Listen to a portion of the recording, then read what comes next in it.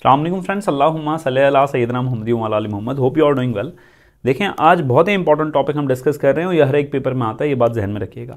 इसका जो रेशोज़ का और प्रोपोर्शन का जो फ़र्क है वो पिछली वाली वीडियो में मैंने आप लोगों को बता दिया है कम्प्लीटली।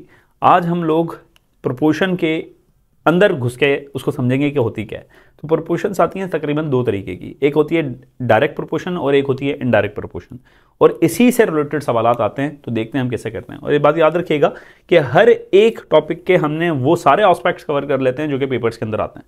तो ये लेक्चर सीरीज आप लोगों के लिए बड़ी इंपॉर्टेंट है, मैं बार बार बताता हूँ। देखें, अब डायरेक्ट प्रोपोर्शन क्या होती है और इनडायरेक्ट प्रोपोर्शन क्या होती है प्रोपोर्शंस के अंदर, और प्रोपोर्शन क्या होती है वो मैं पिछली वाली वीडियोस में बता चुका हूँ। तो डायरेक्ट प्रोपोर्शन को हम डायरेक्टली देखते हैं क्या होता है। देखें, दो क्वांटिटीज इमेजिन कर लें, जैसे ये दो क्वांटिटीज हैं। डायरेक्ट प्रोपोर्शन में क्या होता है कि एक क्वांटिटी 1 है, ये क्वांटिटी 2 है। एक क्वांटिटी बढ़ती है तो दूसरी क्वांटिटी भी बढ़ती है। एक क्वांटिटी कम होती है, दूसरी क्वांटिटी भी कम होती है। यानी कि डायरेक्ट रिलेशन होता है दोनों क्वांटिटीज का आपस में। एक बढ़ रही है तो दूसरी भी बढ़ रही है, दूसरी कम हो रही है तो पहली भी कम हो रही है। ठीक है, समझ में आ गई। इसकी अब प्रैक्टिकल एग्जांपल लेते हैं। फॉर एग्जांपल, आपसे सुबह सुबह आप सो रहे हैं बड़े मस्त होकर घर में, ठीक है। ये लड़कों के लिए, लड़कियों के लिए कुछ और हम सोचते हैं एग्जांपल। तो उसको अम्मी है ना उठाती हैं, जाओ दूध लेके आओ या दही लेके आओ, ठीक है। तो उनको देती हैं वो 20 रुपये। वो मार्केट, ये पुराना ज़माना है, जब वो मार्केट में जाता है और दूध वाले को बोलता है भाई ये लो 20 रुपये, तो वो दूध वाला इसको 1 किलो दूध देता है, ठीक है।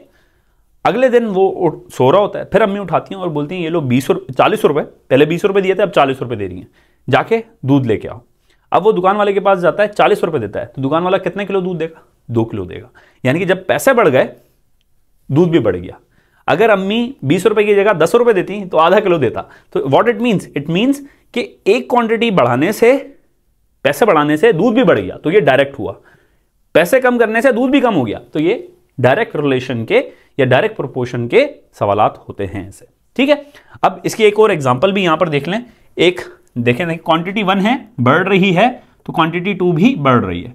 क्वांटिटी 1 डिक्रीज हो रही है तो क्वांटिटी 2 भी डिक्रीज हो रही है। ये ऐसे चल रहा है, देखो, क्वांटिटी 1 बढ़ी, क्वांटिटी 2 भी बढ़ गई, क्वांटिटी 2 कम हुई, क्वांटिटी 1 भी कम हो गई। समझ रहे हैं? दोनों एक साथ कम हो रही हैं, दोनों एक साथ बढ़ रही हैं। एक एग्जांपल देख लेते हैं कि हमारे पास सवाल इस वाले फॉर्म में भी आ सकता है। हम इसको सॉल्व करते हैं, पर इसको पहले देख लें कि हमने 3 मैंगोज लिए हैं 10 रुपए के।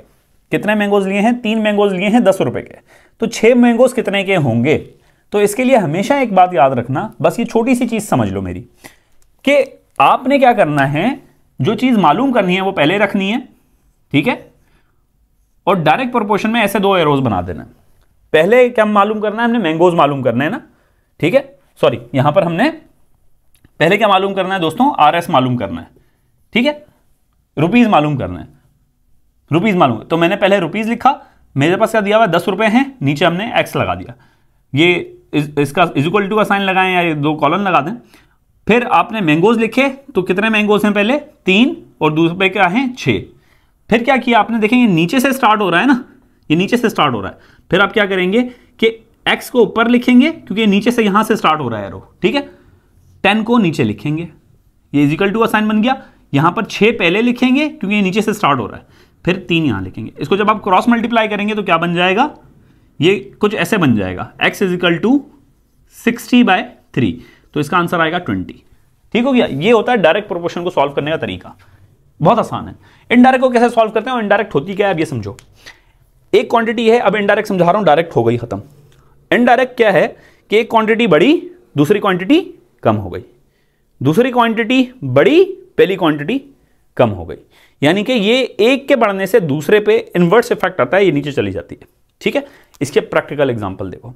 फॉर एग्जांपल, आपके घर में एक टैंक है, ठीक है, और 4 पाइप लगे हुए हैं। आपने मोहल्ले वालों से भी घसीटा हुए हैं सारे पाइप ना, नलकों के पाइप, सबको तंग किया हुआ है।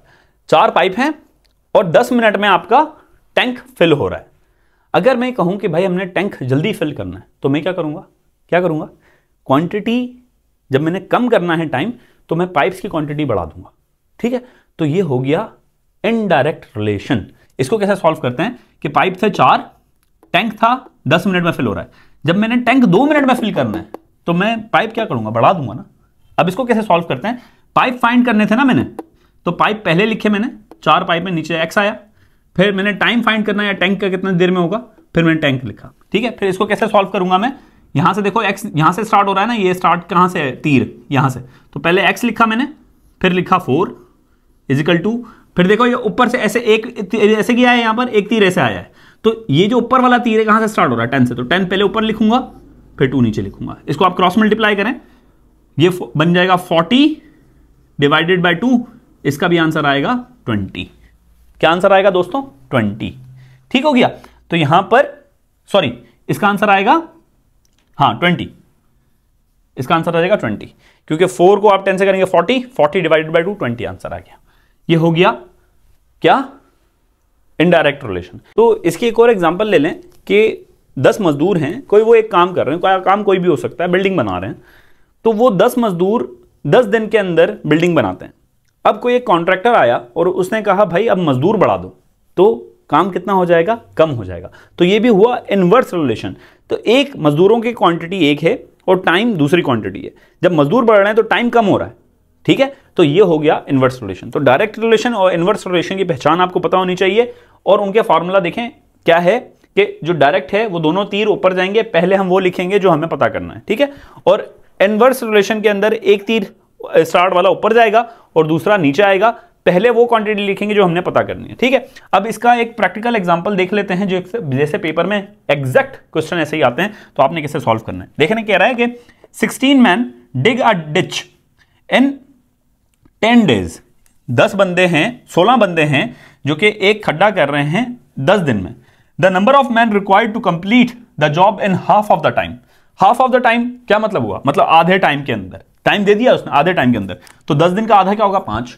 ठीक है, इस टाइप से थोड़ा सा ये कुछ ट्रिकी नहीं है, बस मैथमेटिक्स को हवा बना लिया तुम लोगों ने, बस, और कोई भी मसला नहीं है, आसान है बिल्कुल। हाफ ऑफ द टाइम क्या मतलब होगा, इसका 10 दिन है तो हाफ कितना होगा, 5।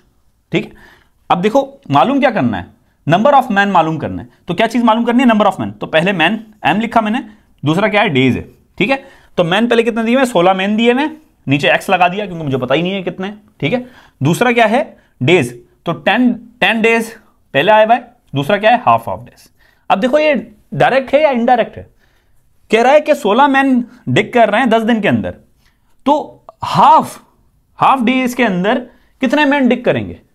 क्या मतलब हुआ कि जैसे बंदे बढ़ जाएंगे तो डेज कम हो जाएंगे ना, हाफ हो जाएंगे। The number of man required to complete the job in half of the time, यानी कि 5 डेज के अंदर कितने मैन, तो नंबर ऑफ मैन हमें बढ़ाने पड़ेंगे। तो ये क्या हुआ, इनडायरेक्ट हुआ। तो इस टाइप के सवाल आते हैं। तो इसका मैंने क्या फॉर्मूला बताया था कि एक तीर ऊपर एक तीर नीचे, क्या आएगा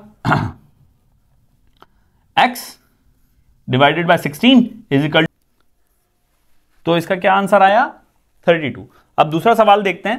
दूसरे सवाल में क्या कह रहा है कि Javed uses 400 gram of floor, 400 gram of floor कर रहा है यूज, 400 ग्राम आटा इस्तेमाल कर रहा है 8 मफिन्स बनाने के लिए। ठीक है, how much flour would he needs to make 30 muffins.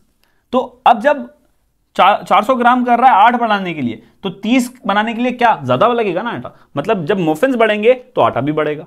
ठीक है, आटा कम होगा तो मफिन्स भी कम होंगे। ये कौन सा रिलेशन है, ये हो गया डायरेक्ट रिलेशन। तो इसके लिए क्या करेंगे, क्या मालूम करना है, पहले ये देखो, Javed uses 40 gram of flour to make 8 muffins, how much flour, तो हाउ मच फ्लोर पहले एफ लिखा, फ्लोर लिखा, फिर एम बना दिया मफिन के लिए। ठीक है, यहां तक समझ में आ गई। तो जावेद यूजेस 400 ग्राम फ्लोर, तो 400 इधर लिख दिया, नीचे एक्स दे दिया, नहीं पता क्या आप कर रहा है, तो पहले 8 है, फिर 8 लिखा, फिर 30 लिखा। इसको कैसे सॉल्व करते हैं, एक तीर ऊपर एक तीर दूसरा भी ऊपर, क्योंकि ये डायरेक्ट रिलेशन है। ठीक है, तो x नीचे से स्टार्ट हो रहा है तीर, x डिवाइडेड बाय 400, ठीक है, is equal to 30 divided by 8। 400 को जब हम उस तरफ लेके जाएंगे 3 से, तो ये क्या बन जाएगा दोस्तों, ये बन जाएगा 4 3 12, तो 12, 3 जीरोज लगा दिए हमने क्योंकि 1 2 3 आ गया, नीचे 8, तो इसको 8 से जब अगर सॉल्व करते हो तो क्या आंसर आता है, जल्दी से बताएं, 1500। तो मेरे पास क्या आंसर आया, कितने ग्राम मुझे जो आटा चाहिए वो 1500 ग्राम चाहिए होगा 30 मफिन्स बनाने के लिए। ये हो गया डायरेक्ट रिलेशन के लिए। आई होप डायरेक्ट और इनडायरेक्ट रिलेशन के अंदर अब कोई मसला नहीं होगा। प्रैक्टिस एक्सरसाइजेस में ग्रुप में शेयर करूंगा। आई होप कॉन्सेप्ट्स दोनों के क्लियर हो गएंगे कि डायरेक्ट क्या होता है और इनडायरेक्ट क्या होता है, इनको सॉल्व कैसे करते हैं। दोबारा से रिपीट कर देता हूं कि डायरेक्ट के अंदर जो क्वांटिटी पहले मालूम करनी होती है वो रखते हैं, दोनों तीर ऊपर बनाओ और यहां से देखो, नीचे से स्टार्ट करना है, तीर यहां से स्टार्ट है ना, तो पहले ये लिखोगे, ठीक है। ऐसे ही इनडायरेक्ट के अंदर एक तीर ऊपर एक तीर नीचे, और यहां से स्टार्ट करना जहां से तीर स्टार्ट हो रहा है। आई होप दो चीजें देखनी होती हैं सिर्फ, कि ये डायरेक्ट रिलेशन है या इनडायरेक्ट रिलेशन है, और तीरों की पोजीशन और अलाइनमेंट सेट हो, कोई मसला ही नहीं है, सवाल सॉल्व हो जाएंगे। 3 क्वांटिटी के भी आते हैं पर पेपर्स में आते नहीं है, इस वजह से मैं करवा नहीं रहा। 2 के ज्यादातर सवाल आते हैं कि 2 क्वांटिटीज से प्रोपोर्शन पूछा जाता है, उसके अंदर कोई गलती नहीं होनी चाहिए आप लोगों से। अपना बहुत ख्याल रखें, मुझे दुआ में याद रखेगा। अल्लाह हाफ़िज़।